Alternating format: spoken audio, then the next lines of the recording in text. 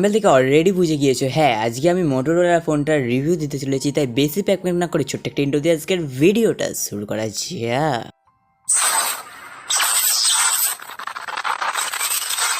মোটো S70 fusion, এই ফোনটার সম্বন্ধে আর কি বলবো, যাই বলি না কেন সেটাই এই ফোনটার কাছে তুচ্ছ মনে হবে। এই প্রাইস সেগমেন্টের মধ্যে এত জিনিস দিয়েছে সেটা আমি সত্যি দেখে অবাক। কি কি দিয়েছে জানতে চাইছো? হ্যাঁ, কি দেয়নি সেটা বলো। ফোনটার কালার আমার অসাধারণ লেগেছে এবং ফোনের ওপরটা একটা খুব সুন্দর প্রিমিয়াম ফিল দিচ্ছে এবং জিন্সের কাপড়গুলো যেরকম হয় না, ওপরটা একটু খসখসে টাইপের, ঠিক ওপরটা এরকম কাপড় টাইপের লাগছে। মনেই হবে না যে এটা প্লাস্টিক না অ্যালুমিনিয়াম না কিসের। ফোনটা অনেক পাতলাও করে দিয়েছে, মাত্র 7.99 মিলিমিটার স্লিম বডি। আর ওয়েটের কথা তো মানে কি বলবো, হাতে নিলে বুঝতেই পারবে না যে ফোন ধরে আছো বলে। মাত্র 193 গ্রাম, ভাবা যায়। মোটোরোলা তাদের ফোনটা ফিল করার জন্য দিয়েছে। হ্যাঁ আমি জানি না তোমরা ক্যামেরায় কতটা দেখতে পাচ্ছ, কিন্তু আমার পিছনটা হেভি লেগেছে। হাতটা ঘষলে একটা আলাদাই ফিল দিচ্ছে সিরিয়াসলি। যারা যারা মোটোরোলা ফোন ইউজ করছো তারাই একমাত্র বলতে পারবে। অনেকেই জানি কিনে নিয়েছে, আমার ভিডিও আসতে অনেক দেরি হয়ে গেছে। চলো ফোনটার সম্বন্ধে আরো কিছু বলা যাক। এই ফোনটা IP68 এবং IP69 রেটিং রয়েছে। এর সাথে সাথে এই ফোনটা ডিউরেবিলিটি সার্টিফিকেট, ডপ টেস্ট এরকম 16 বার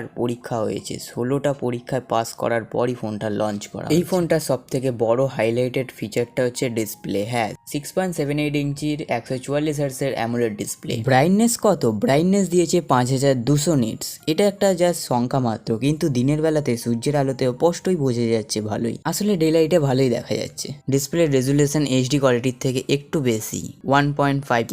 স্ক্রলিং করলে অ্যানিমেশন একদম স্মুথ লাগছে। এবার আমি কথা বলতে চলেছি ফোনের ক্যামেরা নিয়ে। 50 মেগাপিক্সেলের সোনির মেন ক্যামেরার কিছু ছবি আমি তোমাদেরকে দেখাচ্ছি।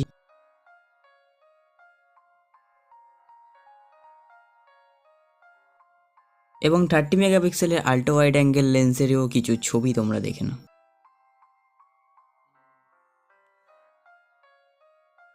এর সাথে সাথে সামনে দিয়েছে 32 মেগাপিক্সেলের সেলফি ক্যামেরা। আর তোমরা চাইলেই 4K 60 FPS এ ভিডিও রেকর্ড করতে পারবে। আর ভিডিও করার সময় আরো একটা দারুণ ফিচার দিয়েছে, সেটা হচ্ছে ভিডিও লক। হ্যাঁ তুমি ফোনটাকে যেদিকে ইচ্ছা ঘোরাও না কেন, ভিডিওটা কিন্তু লক হয়ে থাকবে। কি দারুণ একটা ফিচার না এটা। এবারে আমি কথা বলবো প্রসেসর নিয়ে। মোটোরোলা তাদের ফোনে প্রসেসর দিয়েছে স্ন্যাপড্রাগন 7 Gen 4। মোটামুটি গেম খেলার জন্য, কিন্তু হেভি গেম খেলার জন্য এই প্রসেসরটা নয়। মানে এই ফোনটা গেমিং এর জন্য নয়। LPDDR5X র্যাম দিয়েছে, UFS 3.1 স্টোরেজ দিয়েছে। মোটোরোলা এই ফোনটাতে 7000 mAh ব্যাটারি দিয়েছে। এই 7000 mAh ব্যাটারিকে চার্জ দেওয়ার জন্য দিয়ে দিচ্ছে 60 ওয়াটের ফাস্ট চার্জিং। ফোনটা যদি হেভি ইউজ না করা হয় তাহলে 52 ঘন্টা পর্যন্ত ব্যাকআপ দেবে। 52 ঘন্টা বলতে 3 দিন হচ্ছে, ওই 3-4 দিন এরকমই হবে।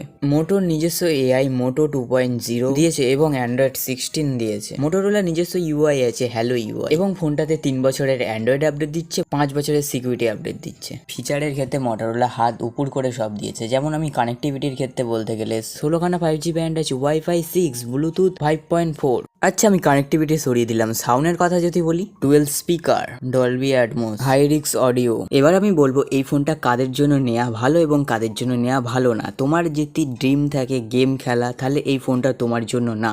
আর তুমি যদি ভাবো যে না আমি ছবি তুলবো, টুকটাক ভিডিও এডিট করব, তাহলে এই ফোনটা তোমার জন্য একদম পারফেক্ট একটা ফোন। মানে এই ফোনটা এক কথায় বলতে গেলে গেমিং এর জন্য না, তবে গেম খেলতে পারবে, টুকটাক ফ্রি ফায়ার BGMI চলবে, কিন্তু অতটাও ভালো চলবে। আজকের ভিডিওটা এই পর্যন্তই। দেখাবে অন্য কোনো একদিন, অন্য কোনো ভাবে, অন্য কোনো নামে, অন্য কোনো রূপে। ততদিন তোমরা সকলে ভালো থাকবে। আর তোমাদের যে মানুষগুলো ভালো থাকে তাদেরকে ভালো রাখার দায়িত্ব কিন্তু শুধু তোমাদেরই।